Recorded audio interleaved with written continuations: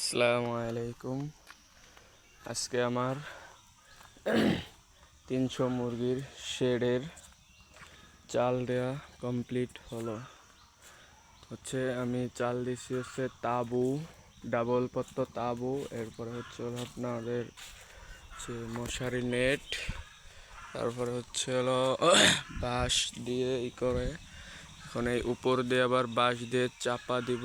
চাপা দিয়ে যত বাতাসে আপ ডাউন না করতে পারে।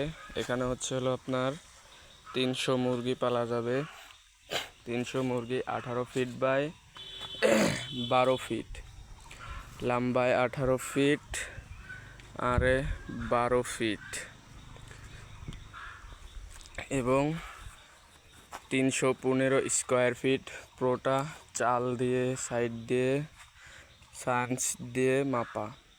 315 স্কোয়ার ফিটে আমার মুরগি পালা যাবে 315 পিস স্কোয়ার ফিটে, 315 পিস। আর কোয়েল পালতে হলে কোয়েল পালা যাবে 2500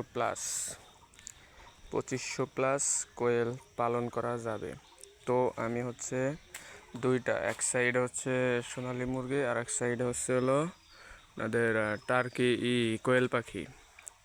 তো এই খুঁটি থেকে এই খুঁটি অর্থাৎ 6 ফিট বাই 12 ফিটে আপনার কোয়েল থাকবে, আর 12 ফিট বাই 12 ফিটে আপনাদের মুরগি থাকবে। মুরগি